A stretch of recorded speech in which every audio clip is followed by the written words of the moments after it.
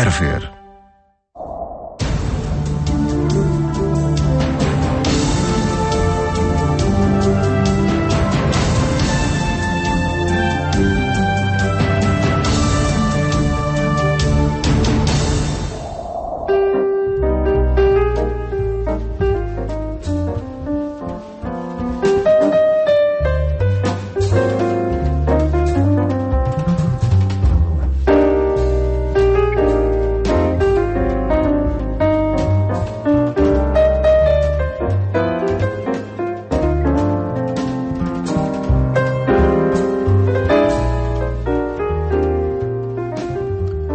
Olá, muito bom dia. Bento XVI foi surpreendendo cada crente, as estruturas da Igreja Católica, as elites culturais e políticas, também na atitude de colocar um ponto final no seu pontificado, e que agora queremos analisar com o professor Adriano Moreira. Cumprimento, muito bom dia. Obrigado por estar neste programa 70x7.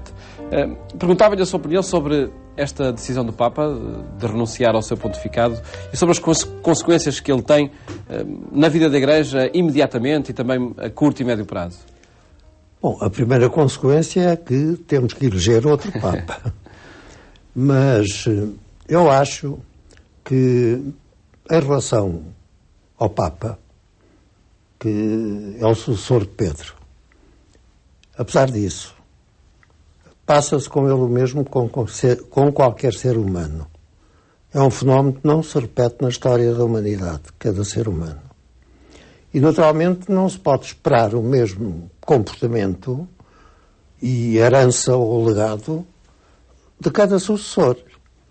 Eu, na minha longa vida, conheci vários papas. Naturalmente, aqueles de que mais recordo a influência foi João XXIII, que mais se guiava pela inspiração do que pela erudição. E foi João Paulo II, que esse... Mais se guiava pela emoção, se calhar. E o exemplo do sacrifício. Aquela frase extraordinária: Cristo também não desceu da cruz. Por isso não se podem comparar as duas atitudes? Não, tem que se olhar para cada um. E que o exemplo que fica não tem que ser identificável em cada um. O que tem que ser é justificado em cada um e seja verdadeiramente um enriquecimento do legado. E a decisão deste Papa é uma decisão corajosa. E é uma decisão, naturalmente, de acordo com a sua personalidade. Um ser humano que é um fenómeno que não se repete na história da humanidade. E este Papa, na longa lista de papas deste quase século que eu já vivi, era sobretudo guiado pela razão, porque é um intelectual. Era um Papa da erudição. Da erudição, um universitário. Era o que ele era. E portanto, se nós podemos achar que é um legado à atitude de João Paulo II, extraordinária, e que se percebe perfeitamente vinda de um Papa que é polaco, um país que sofreu durante os anos da sua juventude, formação e vida.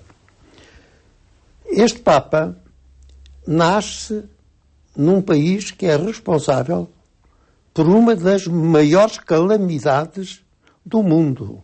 Uma calamidade que custou pelo menos 50 milhões de mortos. Ele próprio foi, por força da organização do seu país, ele serviu como criança nas Forças Armadas Alemãs. E um dos atos importantes que ele praticou durante o seu pontificado foi a visita a Auschwitz. Essa imagem permanece como marca do pontificado. Permanece. O mal absoluto. A condenação do mal absoluto. E essa condenação do mal absoluto, a meu ver, soma-se à exemplaridade dos que fundaram a União Europeia. Porque quer o francês, quer o alemão, quer o italiano, foram vítimas e testemunhas de sofrimentos enormes dos seus povos. E puseram a sabedoria acima do sofrimento com o projeto da unidade europeia. E isso significa muito na história da Europa, que é que cada país deixe de considerar o vizinho como inimigo íntimo, que é muito tradicional na Europa. Essa atitude de reconciliação marca também este pontificado de Bento XVI? Marca também este pontificado. Até a reconciliação interna na Igreja. Que está, julgo eu, numa das frases dos escritos dele, que é prestar atenção à verdade dos outros. Uhum. E isso é muito importante, porque, por muito que neste momento, e podemos voltar a falar nisso, o desapego a igrejas institucionalizadas seja crescente na Europa e no Ocidente, eu não me esqueço de que no edifício das Nações Unidas, um grande secretário-geral, que foi Armand Scholz, que foi assassinado no exercício do cargo, há uma sala despida com uma pedra translúcida, como se fosse um altar, sobre o qual cai um raio de luz que vem do céu e que se chama Sala de Meditação para todas as religiões. Uhum. E, portanto, o apelo à transcendência, ao contrário do desapego a religiões institucionalizadas, está a crescer no mundo inteiro, com muitas divisões, e o que naturalmente exige um esforço enorme do encontro das religiões. E os escritos que ele deixou vão contribuir para isso. Uhum. E não será diminuído esse legado por algumas intervenções mal interpretadas, designadamente o comentário que foi feito a respeito dos muçulmanos e que ele próprio se justificou, enfim, procurando dar o sentido correto que ele queria dar à expressão dele, mas que, como é tão frequente, a comunicação social insistiu muito na interpretação mais desadequada das palavras. As palavras eram uma excelente intenção, que nós precisamos. Cada vez cresce mais a ideia de que um convívio pacífico entre as religiões é fundamental. E este Papa Bento XVI deu aí passos fundamentais, até pelo exercício do pensamento que ele próprio protagoniza. Deu passos fundamentais. Aquela frase dele, temos que considerar a verdade dos outros, é uma atitude de compreensão. Não é de tolerância, é de respeito. São coisas completamente diferentes. E é mais necessário respeito do que tolerância. Contribui, efetivamente, para isso, essa frase. Naturalmente, ele foi afetado durante o seu exercício por acontecimentos externos. A impressão que eu tenho, aliás, seguindo ensinamentos que não nasceram da minha meditação, há uma diferença constante entre o Cristo da fé, o Cristo da história e o Cristo da Igreja. De vez em quando há um conflito entre estas percepções. E Bento XVI quis contribuir para essa análise, para esse debate? Quis contribuir para isso porque justamente neste momento, sem podermos esquecer a decadência da adesão às igrejas institucionalizadas no Ocidente, sem esquecer isso. É o terceiro elemento desta trilogia que está neste momento mais atacado, mais em crise. E ele enfrentou dificuldades tremendas, designadamente a pedofilia. Foi uma das coisas tremendas em relação à Igreja. Eu separo isso da fé, naturalmente, e separo isso do Cristo da história. São coisas diferentes. Mas ele teve que enfrentar isso. E, naturalmente, para um homem com a sua formação, o intelectual, universitário, deve ter sido uma tensão tremenda. Ele que condenou o mal absoluto, ter que enfrentar este ataque devastador em relação à Igreja em muitos países, designadamente na América do Norte na Europa também. Bom, isto... Foi um dos problemas que marcam este pontificado de Bento XVI, a par de outros, de ordem, por exemplo, económica, de ordem disciplinar, até na própria estrutura do Vaticano. Eu imagino que, e guardaria esse ponto para o fim, a parte disciplinar. Agora, há um problema que eu imagino que deve ter pesado no seu espírito, não apenas agora, mas já quando exercia funções, verdadeiramente quase o braço direito de João Paulo II, que ele foi, e que é a relação da Europa com os valores cristãos. A Europa não tem limites geográficos, não há montanhas, não há rios que sejam o limite da Europa. Eu costumo dizer, eu sei da fronteira da Europa onde vira um campanário. Sei que está ali a fronteira da Europa. Bom, mas a Europa está numa crise de valores extraordinários. Não é apenas valores religiosos. São valores.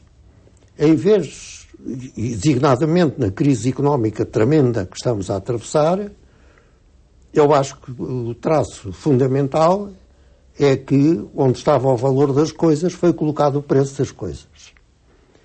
E também, justamente por causa desta tendência, as pessoas passaram a ser números, fundamentalmente.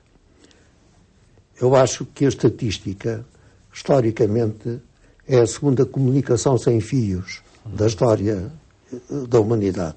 Bom, o que leva a conclusões completamente desumanas, e aquela encíclica dele, Veritas Cartas in Veritate, é uma excelente crítica da situação económica europeia e uma grande defesa do Estado Social. Nós temos um paradigma, que é a dignidade humana. Esse paradigma é um dos paradigmas sustentados pelo Estado Social e é um paradigma fundamental da doutrina social da Igreja e que este Papa sustentou com oportunidade, com lucidez, dirigindo-se sobretudo a intelectuais. Porque é esse o legado, sobretudo, que ele nos deixa. E terá surpreendido Bento XVI ao escrever sobretudo sobre questões sociais? As encíclicas que escreveu são sobre a esperança, a caridade, o amor? Eu julgo que não. Porque o poder da palavra é extraordinário. Mas esperar-se-iam, por exemplo, os temas relacionados com a fé, com a doutrina e a ortodoxia da Igreja? Não, esses temas também são fundamentais. Julgo mesmo que um dos grandes problemas do Cristo da história é a divisão entre os cristãos. Um consequencialismo que eu imagino que o Lutero não imaginou e que teve consequências enormes. E portanto, tudo o que seja contribuição para isso é uma grande contribuição. Com erros eventuais, por exemplo, aquela aproximação do Lefebvre trouxe dificuldades à intervenção do Papa, porque foi mal entendido. Mas acha que o Papa Bento XVI fez mal em tentar a reconciliação com os sobrianos? Nunca é mal tentar a reconciliação, porque nós temos que pôr o diálogo no lugar do combate, como temos que pôr o respeito no lugar da tolerância. O que pode é o consequencialismo não ser sempre correspondente à intenção. E Bento XVI não terá imaginado esse consequencialismo? E ele, neste caso, eu julgo que ele não imaginou o consequencialismo. Até porque não conseguiu. É porque não conseguiu. Bom, e naturalmente, neste momento, sobretudo ao Ocidente, embora naturalmente a Igreja não possa perder o sentido que é universal, não distingue povos, não distingue etnias, não distingue Estados. Mas não se pode esquecer também de que a fonte é ocidental. E neste momento eu penso que é o Ocidente que está em decadência. Não é a Europa só que está em decadência. Não é o país a que pertencemos só que está em decadência. Aquilo que está realmente em decadência é o Ocidente.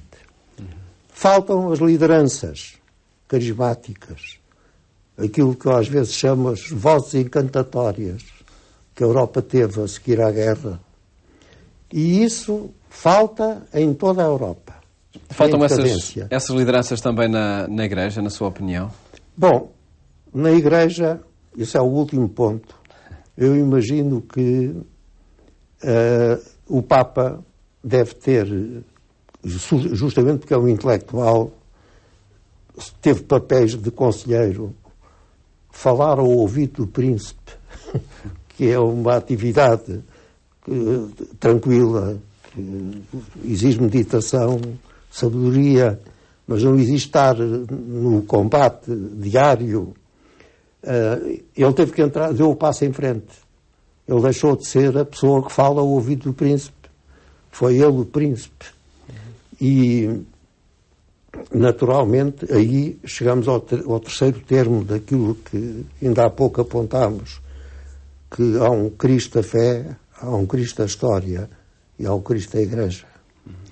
E são públicas, constantes, conspirações internas, ambições internas, desastres financeiros, desastres de comunicação, falta de confiança entre o pessoal, como foi esta crise da comunicação, dos documentos, etc. Eu acho que para um intelectual como ele, deve ter sido um sacrifício não conseguir um governo tão difícil, porque é um governo único no mundo dos líderes religiosos. São líderes por fidelidade. Não há, como acontece no Estado, o recurso à força para a desobediência. Há sempre a adesão e sempre é necessário o carisma. E o carisma, como São Paulo ensinava, ou se tem ou não se tem. E no caso? Neste caso, eu julgo que ele, para esse governo, ele não conseguiu impor o carisma. E deve ter tido um sofrimento enorme com as questões que dizem respeito, já não à fé, já não ao Cristo da história, que ele estudou tão profundamente, mas ao governo da instituição. Ao Cristo na Igreja, na instituição. O Cristo da Igreja. E fez esforços, efetivamente, os tais esforços de unificação, de aproximação, que explica o esforço que fez com o Lefebvre. Ele não foi bem sucedido. E imagino a dor com que ele meditou sobre as suas capacidades ainda de homem vivo, mas que não se pode ter mais anos e não ter mais nada. Sentir que as suas capacidades estavam a diminuir e sentir que tinha que dar um exemplo. O exemplo da coragem de renunciar. Assim como o João 23 deixou o exemplo da importância da inspiração. Assim como o João Paulo II deixou o exemplo de que Cristo não desceu da cruz. Quer dizer, os sacrifícios têm que ser enfrentados. Ele deixou o exemplo da capacidade de renunciar. Na homilia de quarta-feira de cinzas, o Papa Bento XVI referia-se precisamente à necessidade de superar individualismos e rivalidades no interior da Igreja. Que mensagem é esta? É a mensagem das dificuldades que ele próprio encontrou e que não conseguiu corrigir. E talvez pense que o seu exemplo possa ajudar a corrigir.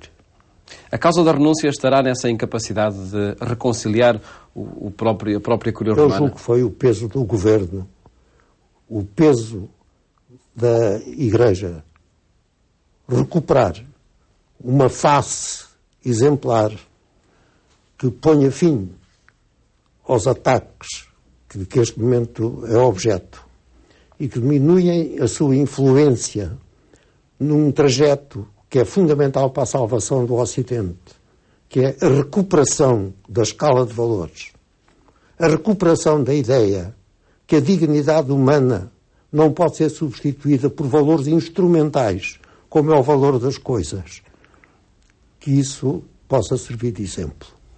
E é um grande exemplo e é uma grande contribuição para o legado que se vai avolumando da Igreja Católica. Perguntar-lhe a professor Adriano Moreira, e até pelas considerações que faz, em que estado deixa este Papa a Igreja Católica? Eu espero que a deixem em meditação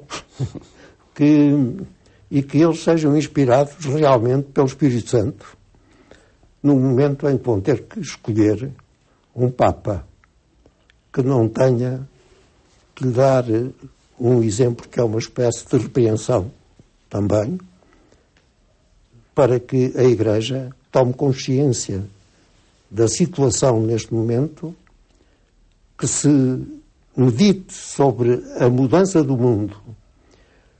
Lembra-se que nós, os universitários, foram ensinados por Popper, que estamos por vezes convencidos sobre a sabedoria das coisas, do mundo e das pessoas, e aparece um cisne negro, e já não podemos dizer que todos os cisnes são brancos.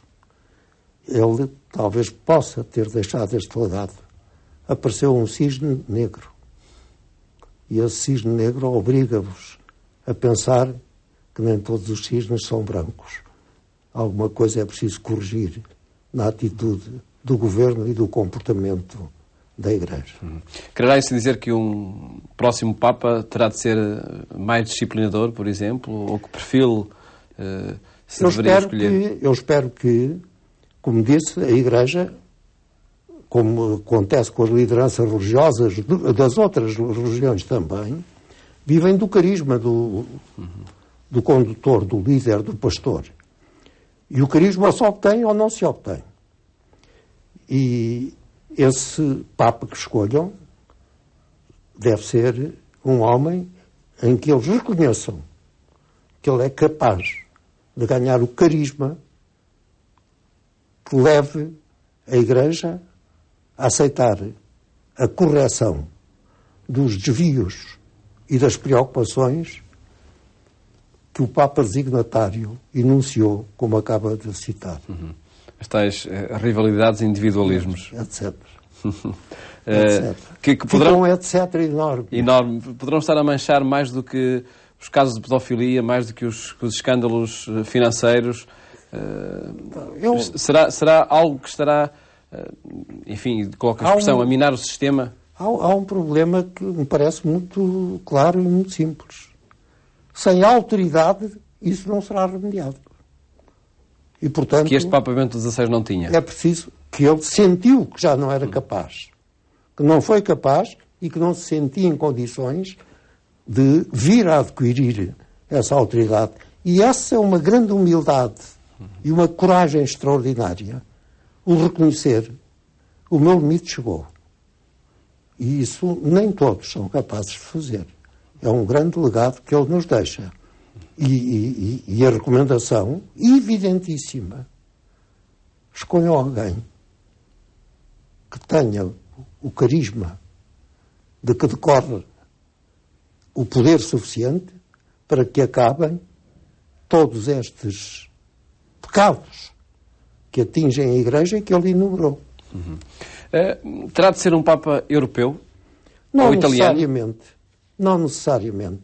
A Igreja, se é universal, tem que aceitar qualquer etnia, área cultural, povo, região do mundo, onde, como é a forma consagrada, pareceu-nos a nós e ao Espírito Santo, que este é o sucessor de Pedro que deve ser escolhido.